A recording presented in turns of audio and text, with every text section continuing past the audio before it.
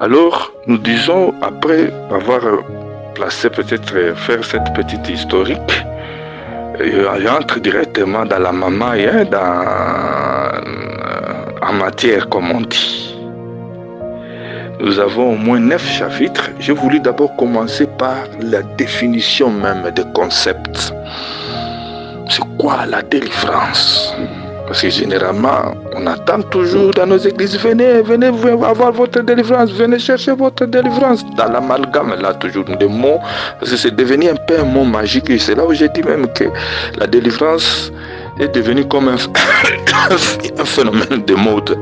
Quand il y a un phénomène de mode, tout le monde est emballé. Il suffit seulement que tu utilises le mot magique, tout le monde est emporté. Même si dans le contenu, vous ne faites pas la même chose. La délivrance est devenue comme un phénomène de mode. Moi, je crois qu'un homme de Dieu, on doit toujours faire un effort, se préoccuper, rester toujours dans les limites tant que possible des Écritures. Parce que moi, je crois, ce ne sont pas nos expériences qui éclairent la parole, mais c'est la parole qui éclairera toujours nos expériences. Et je crois que dans l'œuvre de Dieu, ce n'est pas la fin qui justifie le moyen. C'est toujours le moyen qui justifie la fin. Parce que Dieu ne regarde pas les résultats, Dieu regarde toujours l'origine. Parmi les conséquences de tous ces mouvements, on nous a orienté rien que sur les résultats. Quels que soient les résultats, le plus grand problème, c'était que les résultats soient là. Mais Dieu, lui, quand vous regardez les résultats, lui, Dieu regarde les origines. Vous voyez par exemple l'histoire de cette femme-là, avec les dessous qu'elle a mis dans le panier à offrande. Dieu a dit qu'il a donné plus que. Donc c'est que quand les gens vont compter, ils vont voir peut-être le millionnaire là a donné 200. Selon le compte, selon la comptabilité de l'église, on dira qu'il a donné plus. Mais selon Dieu, Dieu regarde non pas les 200 qu'il a donné, mais Dieu regarde les 10 000 dollars qui sont restés. Mais nous, quand nous allons compter au niveau de l'église, on a, il y a eu quand même 200 dollars dans l'offrande. Et le type peut dire qu'il a beaucoup donné, mais Dieu ne regarde pas ce qu'on met, Dieu regarde ce qui reste. C'est ce que cette femme-là qu'il a donné de tout, donc Dieu regarde qu'il est resté avec rien, c'est qu'il a vraiment donné. Donc Dieu regarde souvent l'origine et les résultats. Ce n'est pas que Dieu ne donne pas les résultats, je ne dis pas que Dieu ne donne pas les résultats. Alors, la définition de la délivrance, j'ai d'abord dit, allons en français. Parce que comme nous sommes des pays francophones, nous utilisons aussi les Bibles en français. Bon, utilisons le dictionnaire. Je ne vais pas entrer dans ce débat que moi je trouve un peu enfantin, parce qu'il y a certaines personnes qui disent qu'on ne peut pas utiliser le dictionnaire quand on étudie la Bible. La Bible donne... Non. Le dictionnaire, c'est pour comprendre la signification des mots. Mais quand nous voulons sortir une pensée, il faut replacer toujours dans le contexte biblique. Utiliser un dictionnaire, c'est pas ça le problème, parce que les langues ne sont que des supports que Dieu a donné pour nous faire passer le message. Donc le plus important, c'est saisir la pensée de Dieu. Nous avons commencé par donner la définition. Je ne vais pas entrer ici dans les détails des dictionnaires, parce que chacun peut prendre son dictionnaire là et le voir la définition de la délivrance. Je prends quelque chose à ramasser là-bas, libérer quelqu'un de l'emprise désagréable de quelque chose. Donc on a voulu d'abord comprendre la rédemption signifie quoi. Libérer quelqu'un de l'emprise de quelque chose qui entrave, donner à quelqu'un la liberté, parce que le mot paix dans la délivrance, il s'agit de la liberté. Alors la liberté, on dit que c'est celui qui est libre, c'est-à-dire c'est celui qui n'est sous aucune contrainte. Donc quelque chose ne va pas contre sa volonté, quelque chose ne s'impose pas à lui. Mais nous sommes là en français. Les gens, ce qu'ils comprennent de liberté en français n'est pas la même chose que nous comprenons. Ça aussi, c'est très important, tel que la Bible le présente. Parce qu'aujourd'hui, quand les gens parlent de la liberté, c'est la liberté de tout. La liberté de choisir, comment on peut, son orientation sexuelle, comme ils appellent aujourd'hui. Soit je suis homosexuel, soit je suis bisexuel, libre de tout. Ma conscience doit être libre. Mais nous, quand nous parlons de la liberté dans le contexte biblique, la délivrance, c'est ce qui est très important. Lorsque nous mettons l'homme au centre de l'œuvre de Dieu, nous chercherons à trouver des solutions qui sont proches des solutions que l'ONU, l'OMS et tout le reste des recherches. Alors que l'ONI et l'OMS, c'est bien qu'ils font des choses bien, mais n'ont pas le même objectif que Dieu. Donc il faut rentrer dans les Écritures pour trouver la définition même des mots délivrance. Quand nous rentrons dans les Écritures, l'écriture de base où est posée cette doctrine de la délivrance, c'est Luc 4. Je prends les 4, vous pouvez prendre aussi d'autres écritures dans les évangiles. Luc 4, versets 18 à 19, Christ a lu, il était en train de citer Ésaïe 61, il était en train de lire l'Ésaïe 61, nous connaissons tous.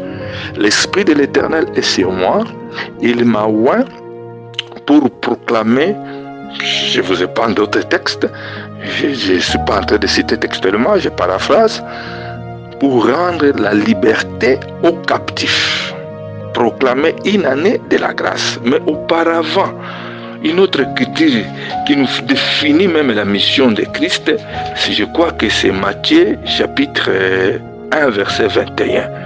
On parlait de la naissance de Jésus-Christ. Elle enfantera un fils et tu lui donneras le nom de Jésus. C'est lui qui sauvera son peuple de ses péchés.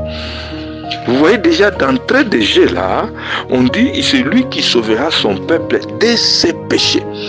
On n'a pas dit ici qu'il sauvera son peuple des problèmes économiques et sociaux, de ses péchés.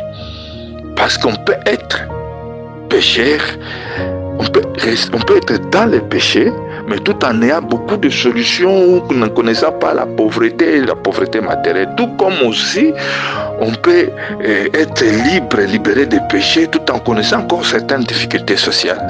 D'où il faut placer les choses dans le contexte. C'est quoi la liberté aux captifs? Proclamer la liberté aux captifs. Qui sont, comme on dit ici, parce que j'ai utilisé la version d'Arbi dans mon livre, les recouvrements de la vie est pour envoyer libres les opprimés. Qui sont ces opprimés? Qui sont ces captifs? C'est la captivité ici, dans l'entendement évangélique. C'est quoi d'abord? Voilà pourquoi j'ai dit dans l'introduction, Christ dit dans Jean 8, si le Fils vous affranchit, vous serez réellement libre. Libre de quoi? Libre de l'oppression coloniale, libre de la dictature politique d'une manière ou d'une autre, libre de quoi? Parce que Jésus-Christ qui parle de la liberté, à cette époque-là, les Israéliens étaient sous l'esclavage des Romains, sous domination, je vais dire, des Romains. Mais vous verrez que Christ, quand il a parlé de la laïcité 61, il a orienté ça. Il dit qui, tout celui, sur qui le péché triomphe, est esclave des péchés. On a déjà dit d'entrée de jeu, il sauvera son peuple de ses péchés. C'est la même chose qui se passe même aujourd'hui, parce qu'à l'époque, il y a eu des zélotes qui ont regardé que Jésus c'était un grand leader qui entraîne la foule. Pourquoi ne pas l'utiliser pour briser ces jougs romains? Vous verrez que Jésus n'a jamais suivi ces gens-là pour les entraîner dans cette vision, pour les suivre dans cette vision-là. Voilà pourquoi la fameuse écriture qui est citée à tout moment, à César ce qui est à César, à Dieu ce qui est à Dieu. Nous revenons, nous comprenons que nous nous posons maintenant la question. Lorsqu'on parle de délivrance, nous sommes délivrés de quoi? Nous sommes délivrés des péchés ou nous sommes délivrés des problèmes de la vie quotidienne? Est-ce que tous les problèmes de la vie quotidienne signifient une prison spirituelle? Une prison spirituelle demandant une délivrance. C'est là où je me suis amené à dire et à distinguer bien les choses. Quand nous lisons les Écritures, quand Jésus-Christ parle, l'Esprit de l'Éternel est sur moi, il m'a oint pour délivrer les captifs. Il s'agit des captifs du péché. Il s'agit des esclaves du péché. Donc Christ est venu nous délivrer du péché et de notre nature pécheresse. C'est ça même quand on parle de la bonne nouvelle. Donc nous pouvons remonter déjà dans la Genèse pour comprendre comment l'homme est devenu captif. Il est devenu captif dès lors qu'il a désobéi à Dieu, il a écouté le diable. Il est devenu captif du diable, il est tombé dans le péché. Et lorsque nous parlons du péché, Il y a plusieurs dimensions dans le péché. Les péchés sont des actes qu'on pose parce que toute désobéissance à la parole est un péché. Et le péché, c'est toute une nature dans la personne. Ce que nous appelons, nous tous nous connaissons, la nature adamique, les vieillots. Et le péché, la racine du péché, c'est l'incrédulité. Ceci, nous lisons Jean 14, Jésus-Christ dit, quand le Saint-Esprit viendra, il nous convaincra en ce qui concerne le péché. Et il définit le péché, c'est quoi? C'est parce qu'il ne croit pas en moi. Là aussi, les gens ont ouvert des portes. On a, entre parenthèses, il y a des gens qui ont ouvert des portes pour vous dire que si vous croyez en Jésus-Christ, vous n'êtes plus dans l'incrédulité, vous n'êtes plus dans les péchés. Même si vous arrivez à tomber dans l'impédicité, dans les restes, mais au moins vous croyez en Jésus-Christ. Donc vous n'êtes pas incrédule, vous croyez à l'évangile vrai, non? Mais celui qui vit dans l'impédicité, c'est un incrédule. Parce qu'il n'a pas cru à la parole qui dit que les impédiques qui iront en enfer, l'impédicité, Dieu les réprouve. C'est quand vous vivez dans l'escroquerie, la Bible dit clairement dans 1 Corinthiens 6, ne vous y trompez pas. Ni les impédiques, ni les idolâtres n'hériteront le royaume des cieux. C'est que celui qui vit dans l'idolâtrie, dans l'impédicité, c'est un incrédule. Même s'il prétend croire, même s'il prétend croire en Jésus, en fait, il n'a pas encore cru en Jésus-Christ. Alors, le péché sont des actes. Les péchés, c'est toute une nature. Alors, quand on dit que Christ est venu nous délivrer, nous sauver de nos péchés, c'est nous délivrer de nos péchés. La délivrance, selon la vision première et principale des Écritures, la délivrance est liée, et il s'agit de la délivrance de la nature pécheresse ou des péchés avec ses conséquences. Voilà pourquoi, lorsqu'on a envoyé Moïse en Égypte, qu'est-ce qu'on a dit? Je vous envoie, j'ai vu l'oppression. Il parle de l'oppression que Pharaon le faisait subir. Exode 3, 21 là. C'est Exode 3, 9. Et maintenant voici les cris des fils d'Israël venus jusqu'à moi. J'ai aussi vu l'oppression dont les Égyptiens les oppriment. Donc nous voyons, comme nous le savons, Pharaon, type de Satan, Israël esclave en Égypte, c'est l'image dans l'enfant de Dieu avant de venir à Christ, esclave de Satan, il vivait dans l'oppression. Il s'agissait de quoi? L'oppression aujourd'hui de Satan, c'est le péché. Le péché qui est une nature, les péchés sont de différents actes qu'on pose. C'est ainsi que quand Christ dit que je suis venu libérer les captifs, il s'agit des captifs des péchés d'abord. Il s'agit des captifs du péché, il s'agit de l'oppression du péché. Alors pour nous délivrer du péché, c'est ça ce que nous appelons l'évangile du salut, l'œuvre du salut. L'œuvre du salut implique beaucoup de choses, parce que le péché lui-même implique beaucoup de choses. Le péché comme nature, il ne suffit pas que Dieu nous pardonne, parce que dans l'œuvre du salut, et c'est pour cela que j'ai fini par constater, chers bien-aimés, que l'enseignement, la doctrine du salut n'est pas bien enracinée, n'est pas bien prêchée dans la plupart de nos églises. Ce que les gens connaissent du salut, c'est ce qu'on a toujours dit, il a reçu le Seigneur Jésus-Christ comme sauveur et Seigneur, peut-être lors d'une campagne d'évangélisation. Il est sauvé. Mais dans le salut de Dieu, quel est le travail que Dieu a fait? Vous allez remarquer que le salut, c'est tout un bouquet. C'est comme nous achetons des abonnements là, bouquet de $20, bouquet de 30, donc il y a à l'intérieur plusieurs chaînes. Dans le salut, il y a plusieurs travaux que Dieu a fait. La doctrine du salut regroupe plusieurs autres doctrines à l'intérieur, qui fait que le salut soit complet comme on l'appelle dans l'hébreu un plus grand salut. Il n'y a pas que le pardon, parce que celui qu'on trouve dans les mauvais actes demande pardon, il est pardonné. Donc dans l'œuvre du salut, nous voyons le pardon par le sacrifice de Jésus sur la croix, par le sang qui a coulé sans effusion du sang, il n'y a pas de pardon des péchés. Mais Dieu ne pardonne pas, parce que si Dieu pardonne, ne s'arrête qu'au pardon. Et il vous laisse dans votre nature pécheresse, esclave, parce que l'esclavage du péché, c'est cette nature pécheresse adamique que nous avons hérité d'Adam. Nous avons hérité d'Adam. C'est pour cela, il ne suffit pas de pardonner, il faut encore délivrer, d'où la délivrance, parce que c'est la délivrance qui, dans les Écritures, la délivrance est liée à ce que la notion de la délivrance, c'est ce que nous appelons bibliquement la rédemption. Le travail de la rédemption. La rédemption. La rédemption signifie quoi? La rédemption signifie délivrer quelqu'un par le paiement d'un prix. Faire sortir quelqu'un de l'esclavage en payant une rançon, en payant un prix. Si par exemple il était devenu esclave à cause de la dette, nous appuyons la dette, nous payons cette dette et nous le libérons de l'esclavage. C'est ce qui est dans Galates chapitre 3. Je vous ai parlé de beaucoup de mots là. Dans Galates chapitre 3, lorsqu'on parle de racheter, selon l'écriture grecque, le mot qui est utilisé c'est exagorazo.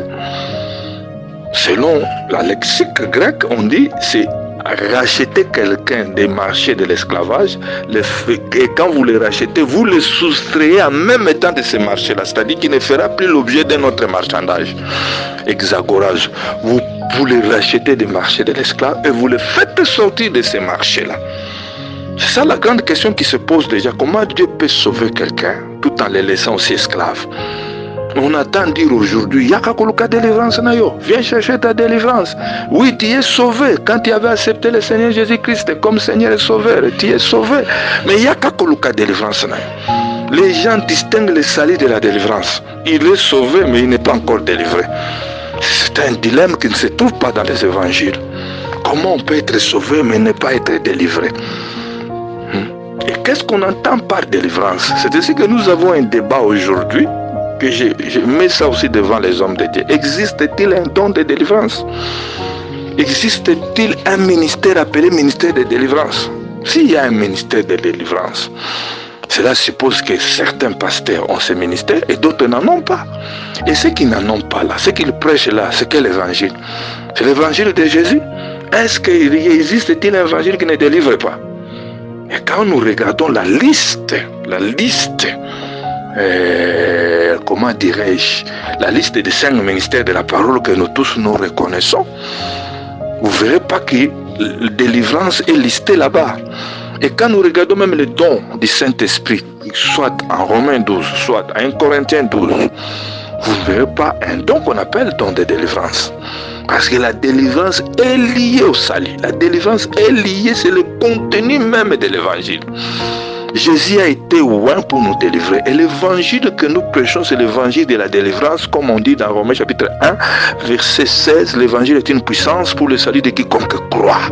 La puissance de l'évangile, c'est quand ça nous délivre de notre nature pécheresse.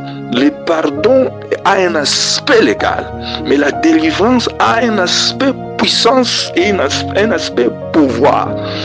Le prix a été payé et nous savons toujours que nous tous que le prix qui a été payé, c'est le sang de Jésus qui a été versé.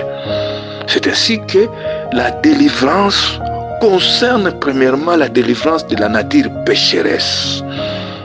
Dieu nous délivre de la nature pécheresse.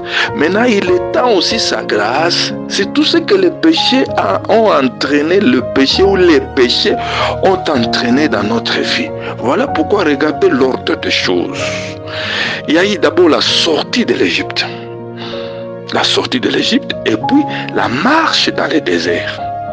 Parce que quand ils sont sortis de l'Égypte, ils ne sont pas allés d'un seul trait pour entrer à Canaan. Nous tous, nous savons que la sortie de l'Égypte typifie la délivrance de l'esclavage des péchés, la délivrance de Satan. Vous allez trouver que Israël en Égypte avait des problèmes, vivait l'oppression de Pharaon, parce que l'esclave n'est pas libre. Mais quand ils sont sortis pour aller à Canaan, ce n'est pas qu'au cours de la marche, ils n'ont pas rencontré des difficultés. Ils ont rencontré aussi des difficultés. Mais les difficultés pendant la marche et les difficultés pendant l'esclavage d'Égypte n'ont pas la même racine, n'ont pas la même nature. Là-bas, ils avaient des problèmes d'esclavage. Mais pendant la marche vers Canaan, les difficultés maintenant, c'était les difficultés de parcours. Et c'est quand on rencontre les difficultés dans son parcours, ça signifie qu'on est dans une prison. Israël a connu la faim. Israël a connu la soif. Israël a connu le combat. Israël a connu toutes sortes de difficultés. Mais vous verrez que comme Dieu les a fait sortir de l'Égypte pour les faire entrer dans Cana, tout au long des chemins, chaque fois qu'il y avait un problème, Dieu était intervenu. Ils ont eu faim, Dieu a donné à manger. Ils ont eu soif, Dieu a donné de l'eau. Mais au moins la soif était là. Au moins la faim est venue. Aujourd'hui, ce que nous avons remarqué dans les mouvements de délivrance, c'est presque l'interprétation des difficultés sociales. On a voulu faire une doctrine autour des difficultés sociales, donner des noms ceci, des noms de cela. Et c'est ce qui a entraîné. Au lieu que la parole nous éclaire, nos expériences ont commencé à nous éclairer. Et voilà pourquoi nous avons l'impression maintenant d'être dans une impasse. Mais l'évangile est clair. L'Esprit de l'Éternel est sur moi. Il m'a oint pour libérer les captifs et les opprimés. Donc les captifs des opprimés, ce sont les opprimés de Satan. La plus grande prison de Satan, c'est mettre l'homme sous l'esclavage, sous le joug du péché. Ils sont sortis, c'est ainsi que j'ai dit quelque part dans mon livre, la sortie de l'Égypte, la sortie de l'esclavage des péchés, c'est ce que nous appelons la délivrance avec grand D. Je précise, la Bible ne le dit pas comme ça. J'ai pris ça pour distinguer les choses. C'est pas la Bible qui le dit. La délivrance avec un grand D. C'est la délivrance par excellence, parce qu'il y a d'autres personnes qui entreront au ciel, mais quelque part il avait échoué à l'université, quelque part les affaires n'ont pas eu à marcher, ou peut-être qu'il a dit des difficultés même dans sa vie conjugale, mais étant enfant de Dieu, quand l'éternité est là et l'enlèvement est là, il part. Mais celui qui est dans l'esclavage de péché, quel que soit ce qu'il peut vivre, nous avons des païens qui sont riches. Nous avons même des païens qui ont des mariages plus ou moins heureux. Si nous voulons être sincères, parce que la Bible le dit clairement, il envoie la pluie pour les justes et pour les méchants. Quand il pleut là, comme nous en Lubumbashi, ces derniers temps, il ne fait que pleuvoir. Mais la pluie tombe même dans les gens les plus grands sorciers, même dans les gens des occultistes. Ça trouve le maïs là-bas. Ça fait pousser le maïs. C'est ça même l'amour de Dieu. Alors, maintenant, s'il faut juger toute difficulté et l'orienter vers le diable, ça pose problème. Vous regardez que Israël, quand il est sorti, Dieu a dit, je ne veux pas aller par ce chemin ici, qui est le plus court. Quand vous regardez la carte, ils verront les guerres, ils risquent de rentrer. Il a pris le chemin détourné. Mais dans les chemins détournés là, il y a quand même des guerres. Maintenant, les difficultés qu'Israël trouvait dans les chemins, c'était pour les éprouver. Pour nous, aujourd'hui, nous parlons, comme il a dit dans Deutéronome chapitre 8, comment je vous ai fait sortir, comment je vous ai fait passer par le désert pour vous éprouver, pour vous éduquer selon ses mères, pour vous éduquer et voir ce qu'il y a dans votre cœur. C'est à poser la question aussi, Dieu ne connaissait pas ce qu'il y avait dans leur cœur, Dieu connaissait. C'était pour qu'eux-mêmes aussi se découvrent. C'est comme ça dans les déserts, c'était les difficultés de parcours. Et quand ils avaient des problèmes, Dieu intervenait. C'est ce que moi j'appelle la délivrance avec un petit D, parce que finalement, on a dit là-bas que la délivrance est libérer quelqu'un de tout désagrément en français. Et vous avez, j'ai mis des synonymes là, des mots délivrance, détacher, rendre libre, ainsi de suite. C'est que quand, par exemple, le péché a entraîné que la maladie entre dans le monde, c'est ce qui fait que Dieu guérit aussi les maladies. Dieu guérit aussi les maladies, parce qu'il est celui, le Rédempteur, il nous a rachetés. Il a enlevé la racine des problèmes qui est le péché. Et il étend aussi sa grâce sur les maladies et tout le reste là. C'est ainsi que dans l'église, il y a aussi les dons de guérison. Bien qu'il y a certaines personnes aussi pour qui on a peut-être que la guérison n'est pas venue, mais il y a aussi les dons de guérison. Dieu intervient aussi. C'est ainsi que quand Israël a eu soif, Dieu a donné de l'eau. Quand il dit Israël a eu faim, Dieu a donné la manne. Et vous allez remarquer qu'au début là, quand Israël pleurait pour des difficultés, Dieu répondait sans leur faire des reproches.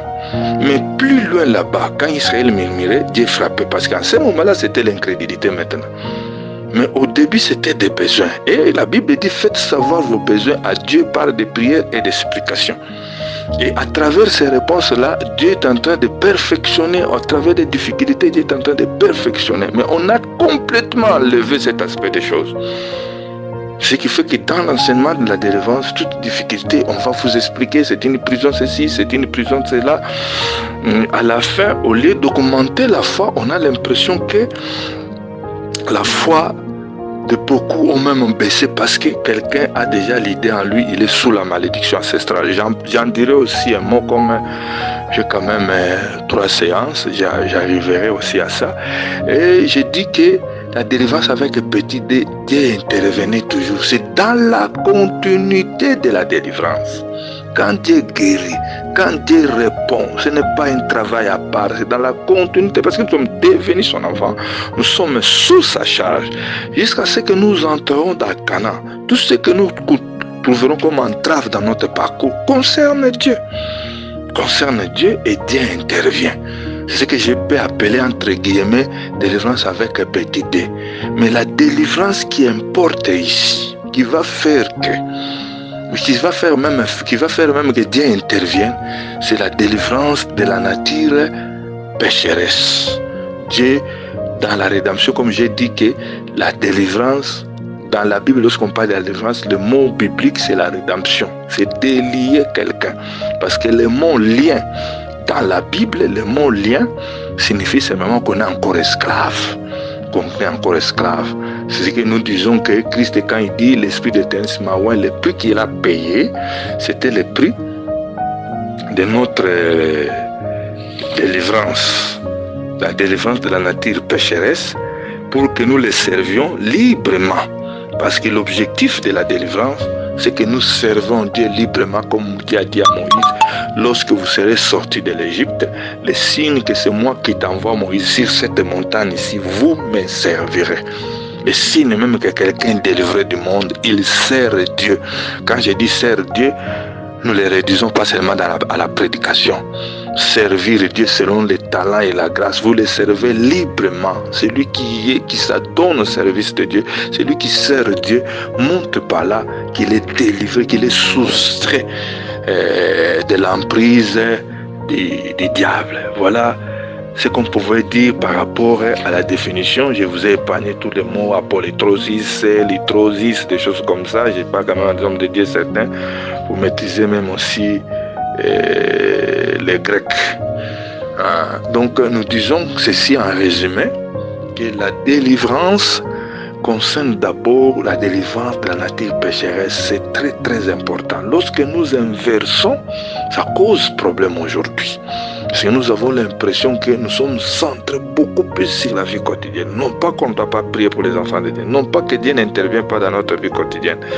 Oui, ça pose comme problème, vous verrez un enfant de Dieu né de nouveau, qui marche dans la crainte de Dieu, dans la sainteté. Mais parce qu'il trouve des difficultés, il commence à douter même de son salut. Tout simplement parce qu'il y a des difficultés de se marier, parce qu'il y a ceci ou cela. Voilà le dilemme de cette situation. Mais Dieu, nous avons compris, et c'est là où nous avons insisté, Dieu nous a délivrés de la nature pécheresse. Mais la grâce de Dieu s'étend aussi sur nos difficultés. Dieu a pris le peuple de Dieu en charge pendant leur marche sur la terre, comme Dieu prend en charge les enfants de Dieu pendant leur marche vers l'éternité. C'est pour cela aussi il a laissé les dons spirituels, tels que nous l'avons dans 1 Corinthiens 12, 13, 14, pour la prise en charge des enfants de Dieu dans leurs difficultés. Parce que Dieu savait d'avance que dans la vie chrétienne, dans notre marche vers l'éternité, nous allons rencontrer des difficultés qui ne se résoudront pas seulement par le fait d'écouter une prédication. C'est pour cela que vous avez des dons de prophétie, des paroles de connaissance utilisées à juste titre. Ça impacte, ça continue, c'est la prise en charge de Dieu. Parce que Dieu nous prend en charge, il y avait la colonne de feu qui le conduisait et tout le reste est là. Je crois que d'une manière ou d'une autre, nous allons revenir sur ces aspects. Nous avons eu aussi à insister de faire la délivrance, la différence entre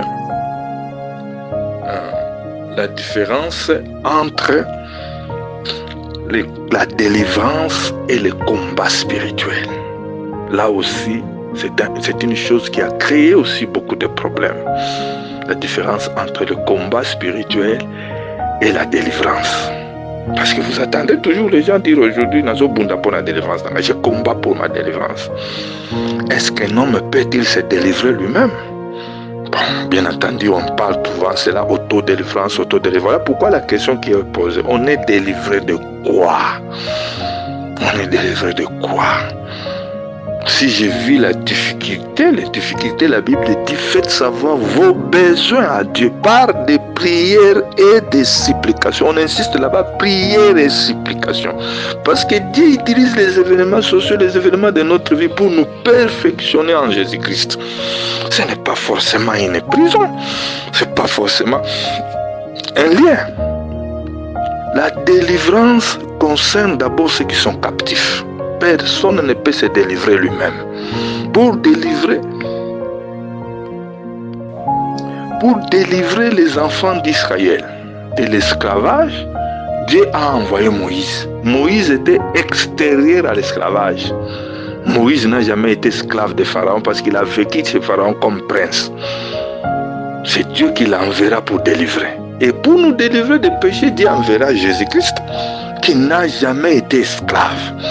Donc celui qui est sous l'esclavage a besoin de quelqu'un qui est en dehors de l'esclavage pour le délivrer. Voilà pourquoi dans Exode 12, pour la Pâque, l'agneau devait être un agneau sans tache, sans défaut, qu'on devait l'observer pendant 4 jours.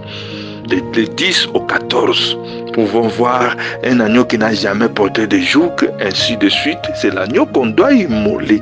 Parce que celui qui peut nous délivrer des péchés ne doit pas avoir lui-même des péchés.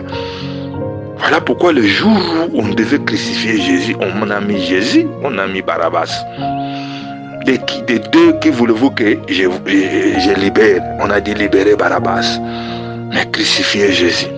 Les Israélites ne savaient pas que c'était prophétique qu'il le faisait.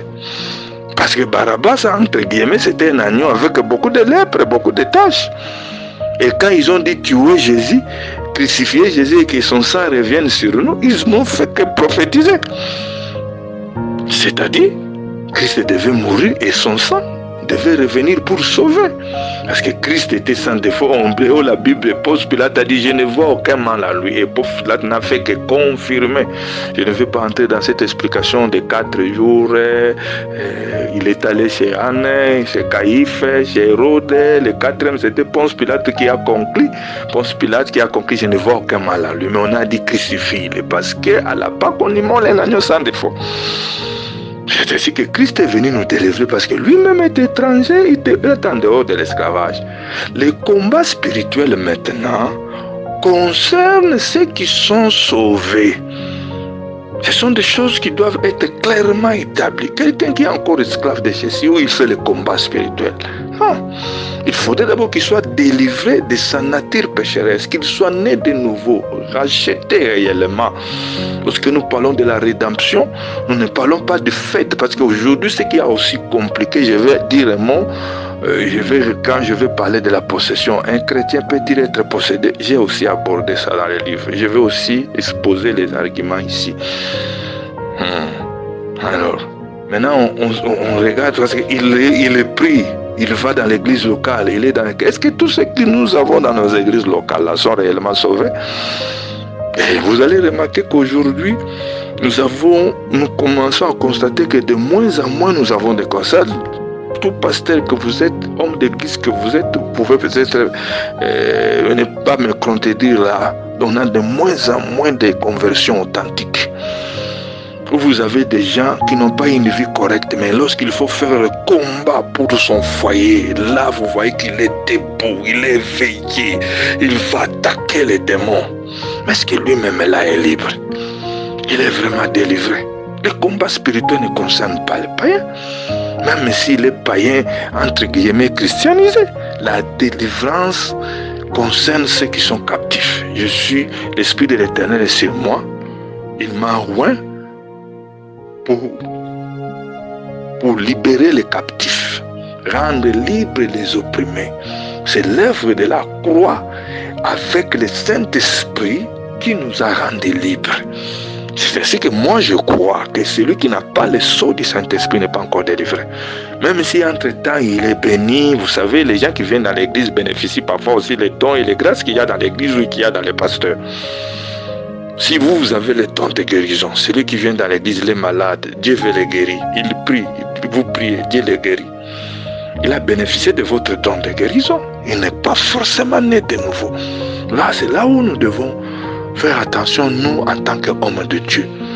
placer chaque chose à sa place, séparer ce qui est vrai de ce qui est faux. Mais je sais aussi, ce n'est pas le pasteur qui convertit, c'est Dieu qui convertit. C'est ainsi que quand Dieu convertit quelqu'un, il le scelle du Saint-Esprit. La Bible dit clairement dans Romains chapitre 8, celui qui n'a pas l'Esprit de Dieu ne lui appartient pas. Quelles que soient les apparences, quel que soit ce qu'il est en train de vivre entre-temps. La délivrance concerne les captifs, le combat spirituel concerne ceux qui sont délivrés. C'est eux qui livrent le combat spirituel. C'est ici que vous allez voir. Moïse, quand il était en Égypte, Dieu l'a envoyé confronter Pharaon. Il n'a jamais levé une armée en Égypte. Pourquoi il n'a pas appelé Aaron à dire ensemble les anciens d'Israël que les jeunes, mobiliser les jeunes, on va construire une armée, on va frapper les Égyptiens pour sortir. Et si Moïse avait fait ça, ils allaient être écrasés. Et vous allez remarquer que Moïse, qui est le type de Christ, n'a confronté Pharaon que seul. Celui qui allait vers Pharaon, ainsi de suite, ainsi de suite. Et vous verrez que quand Christ est venu, Christ lui-même a confronté le diable, lui-même a vaincu le diable sur la croix. L'œuvre de la croix, il était seul. Voilà pourquoi, en ce moment, même les pierres et tout ce monde l'avaient fui, l'avaient nié, parce que la croix, c'était sa coupe à lui. C'est lui qui devait payer pour nous. Mais allez-y savoir. C'est pour cela, moi j'ai dit parfois des gens peuvent être scandalisés. Est-ce que Pierre, avant le Saint-Esprit, avant la Pentecôte, avant la croix, Pierre était chrétien vraiment? Il a nié Jésus-Christ 3 fois. Ce n'est pas pour autant que Dieu l'a rejeté. Mais regardez le même Pierre là à la venue du Saint-Esprit. C'est lui qui confronte les Sanhédrins. Parce qu'en ce moment-là, Pierre est devenu réellement chrétien et a le Saint-Esprit. Celui qui n'a pas le Saint-Esprit en lui, quelles que soient les réponses qu'il a eues à la prière, qui peut témoigner, il n'est pas encore délivré. Ce qui scelle la délivrance, c'est le Saint-Esprit. Voilà pourquoi nous devons insister sur des choses comme le Saint-Esprit. Comment avoir le Saint-Esprit? Avoir le Saint-Esprit, c'est quoi? Comment on peut savoir qu'on a le Saint-Esprit? On parlait de la plénitude du Saint-Esprit, les sceaux du Saint-Esprit, des choses comme ça. Ce n'est pas notre sujet ici. Vous verrez que c'est quand Israël est sorti de l'Égypte qu'on a constitué une armée. Vous verrez que Dieu aussi n'a pas permis, je reviendrai sur ça quand je vais insister sur le changement de caractère, de mauvaises habitudes de la délivrance. Là aussi, c'est là où il y a eu beaucoup de dégâts. Beaucoup de dégâts avec cet enseignement-là de l'hérédité, de la malédiction héréditaire, des péchés héréditaires. On va essayer d'aborder ça. Quelle est la solution de l'évangile pour le péché ou le comportement héréditaire? Avec avec les mauvaises habitudes ou le mauvais caractère qu'on peut hériter, parce que le caractère aussi on l'hérite. Quand on a un mauvais caractère hérité de son père, quelle est la solution de Jésus-Christ? Il faut chasser les démons. Est-ce que les mauvaises habitudes, par exemple l'impudicité, l'escroquerie, sont des démons que nous devons chasser? On est arrivé au point que toutes ces choses-là, homme de Dieu, doit être clair dans nos prédications et dans nos églises. Sinon, ça ne sera que des dégâts que nous allons continuer. Et finalement, c'est nous-mêmes qui souffrons. Quand vous avez dans les églises là, les gens qui sont venus non pas pour rencontrer Jésus, non pas pour connaître vraiment Jésus-Christ, ils sont venus pour leur solution à eux. Ils vous mettent la dragée haute, pasteur. Vous devez chercher une solution pour eux. Parce que tu sais que si la solution ne vient pas, il va quitter, il va aller chez un soi-disant prédicateur trop puissant. Et c'est ce qui nous piège, rappelez-vous. Ce n'est pas... ce sont les peuples qui ont fait faire à Aaron un veau d'or. C'est ça aussi le problème. Parce que celui qui est dans l'église là, il n'est pas venu pour Jésus. Lui, il doit trouver des solutions. Et nous, quand nous voyons aussi ça avec le cœur pastoral, il faut qu'il trouve une solution. Mais Dieu voit les choses autrement. Dieu voit aussi les choses autrement. Le combat spirituel concerne ceux qui sont...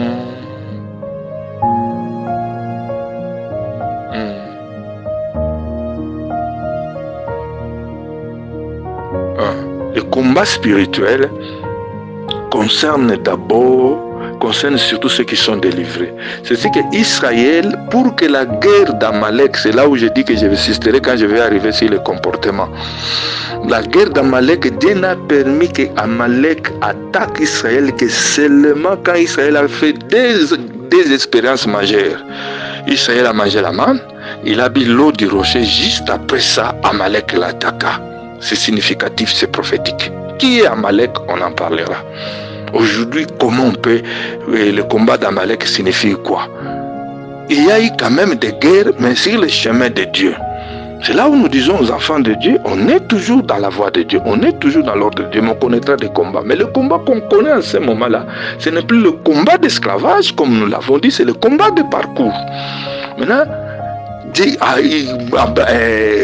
Moïse a dit à Aaron et le reste, moi je monte sur la montagne. Il a dit à Josué, regroupez les gens, formez une armée, attaquez. Moi je monte sur la montagne avec Aaron et Hur, combattez. Israël maintenant est devenu libre, il doit avoir une armée. C'est ainsi que quand je sors du monde, je suis enrôlé dans l'armée de l'Éternel, dont le général est Jésus-Christ lui-même. Voilà pourquoi vous allez trouver dans l'histoire de Jonathan avec David. Quand Jonathan fit alliance avec David, il a pris son armement, il a donné à David. Son manteau, sa ceinture, son épée, il a donné. Jonathan, comme prince, il est type de Christ. Quand vous faites alliance avec Jésus-Christ, Jésus-Christ prend ses armes et vous donne, notamment les armes spirituelles que nous connaissons dans Éphésiens 7. Parce que désormais, vous êtes des ennemis de Satan. Satan est devenu votre adversaire. Vous êtes sortis. Vous n'êtes plus son esclave, mais maintenant, il est en face de vous pour vous combattre. Vous soyez armés, vous êtes soldats. C'est là où je m'amuse un peu à dire aux gens à l'église, Dieu n'est pas civil. Depuis que Satan est Satan, Dieu est militaire et tout enfant de Dieu véritable est un soldat. Je m'amuse un peu à dire aux enfants de Dieu, les soldats, les civils n'entreront pas au royaume des cieux. Je ne parle pas des civils dans le sens des hommes. Parce que tout enfant de Dieu, c'est un combattant. Maintenant, le combat spirituel a des dimensions. Le combat spirituel, il y a le bon combat de la foi, comme l'apôtre Paul est en train de le dire. Dans Timothée chapitre 1, 18, je te confie cette ordonnance, mon enfant Timothée, selon les prophéties qui ont été précédemment faites à ton sujet, afin que par elles tu combattes le bon combat. 1 Timothée chapitre 1, verset 18, on peut prendre 1 Timothée 6, verset 12, on peut prendre 1 Timothée chapitre 4, 7. J'ai combattu le bon combat, j'ai achevé la course, j'ai gardé la foi. Premier aspect du combat spirituel, il y a ce que nous appelons le bon combat de la foi. Et vous allez remarquer, hommes de Dieu, nous avons négligé d'insister sur cet aspect ici, le bon combat de la foi. Le bon combat de la foi, c'est quoi? C'est quand nous combattons, nous résistons à des tentations qui nous sollicitent pour tomber dans les péchés. Nous repoussons les fausses doctrines, les hérésies. Nous continuons, nous luttons pour se perfectionner, pour que nous laisser l'Esprit de Dieu nous perfectionner, approfondir notre relation. C'est ça le bon combat de la foi. Quand l'apôtre Paul dit que j'ai combattu le bon combat de la foi, j'ai achevé la course, il n'a pas dit que j'ai gardé la richesse, j'ai gardé la réussite, il dit que j'ai gardé la foi. Je crois que je parle à des hommes de Dieu. Vous savez que la foi peut être dans un sens objectif, dans un sens subjectif. Dans le sens objectif, c'est l'enseignement même de Christ. Comme on dit dans Éphésiens 4, il n'y a qu'une seule foi. La foi là, c'est l'évangile de Jésus, l'enseignement de Jésus-Christ. Mais dans le sens subjectif, la foi, c'est la foi que nous avons dans la prière. Tu peux arriver que j'ai une grande foi pour tel problème, l'autre peut-être est en train d'hésiter encore, ainsi de suite. Là, c'est qu'il te soit fait selon ta foi, selon la mesure de ta foi. Mais quand l'apôtre Paul dit j'ai gardé la foi, il a dit que j'ai gardé le fondement, j'ai gardé l'enseignement. Et Paul qui dit comme ça, il n'est pas encore mort. Il est encore vivant. Mais nous aimerions aussi, nous aussi avoir cette assurance comme serviteurs de Dieu. Pourquoi pas comme Paul? Donc il a résisté aux hérésies. Il a résisté, il a combattu les fausses doctrines. Il s'est maintenu dans la sanctification. Il a résisté aux tentations jusqu'à la fin de sa vie. C'est ça le bon combat de la foi. Ça, c'est un aspect très important qu'on néglige aussi dans nos églises. C'est pour cela que vous avez de plus en plus de chrétiens faibles. Moindre attaque, il conclut, ce sont les sorciers de sa famille qui l'attaquent et il se laisse aller. Il tombe dans l'impudicité parce que, soi-disant, sa maman aussi était impudique. Mais quand on devient chrétien né de nouveau, on sera toujours tenté par l'impudicité. Mais on résistera, on combattra le bon combat de la foi. Et le deuxième aspect, Les combats spirituels, c'est ce qui est dit dans Marc 16 et 17. Voici les miracles qui accompagneront ceux qui auront cru à mon nom, ils chasseront les démons. Nous pouvons aussi prendre Ephésiens 6, 12 où on parle des armes spirituelles. Hein? Là maintenant, il s'agit de confronter directement les démons, quand il s'agit des démons. Dans la vie des gens qu'on prêche, ou dans votre propre vie quand les sorciers vous attaquent, la Bible dit, nous avons le pouvoir de chasser les démons. Lorsque nous chassons les démons, nous repoussons les démons, nous portons les armes spirituelles pour contrer les risques du diable. Nous n'avons pas lutté contre la chair et le sang, contre les mauvais esprits, les princes de ce monde et tout ça. Quand nous résistons directement aux forces des ténèbres,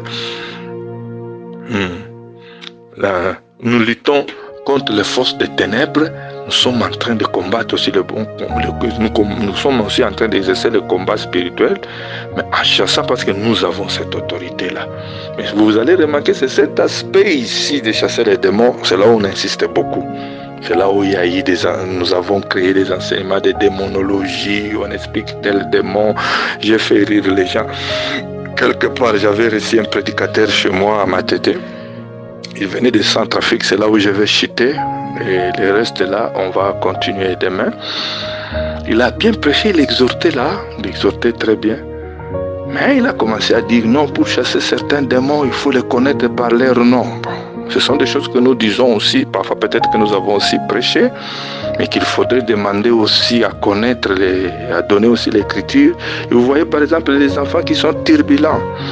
L'enfant qui est turbulent, les démons qui tourmentent les enfants qui sont turbulents, ces démons-là s'appellent Thierry. S'appelle Thierry. Maintenant, c'était un peu un scandale à l'église. Là, tout le monde avait la tête basse et tout le reste là. Vous voyez. Bon, hormis le fait que les enfants sont turbulents aussi, c'est aussi l'âge. À un âge, vous avez un garçon de 4 ans, 5 ans, 6 ans. Il est hyper actif. On parle parfois de troubles de comportement. Pas forcément un démon. Quand vous insistez, alors, comme ça fascine les gens, comme ça passionne les gens, à part des films aussi interposés et tout le reste là, les gens se concentrent. Ils oublient que le bon combat de la foi, l'aspect combat de la foi, c'est le bon combat de la foi. Nous avons le Saint-Esprit, nous avons aussi la vie de la prière. Voilà pour introduction pour aujourd'hui. Dans mon premier exposé, ce que je pouvais dire, je ne voudrais pas prendre beaucoup de temps, comme j'ai encore demain et le lendemain, et Dieu fera grâce. Nous avons voulu aborder des sujets qui fâchent, les regarder en face, des sujets qui fâchent, non pas pour prendre le plaisir de taquiner les gens, tant comme de Dieu on ne le fait pas. Moi je crois que la base du ministère c'est la compassion. Quand Jésus a regardé la foule qui venait vers lui, la Bible ne dit pas que Christ était excité, non, la foule me suit, en tout cas j'ai un succès énorme. La Bible dit, il lit seulement compassion. Je crois que l'œuvre de Dieu, c'est d'abord la compassion. Même quand on dit certaines vérités, c'est par compassion. Que Dieu vous bénisse. À demain.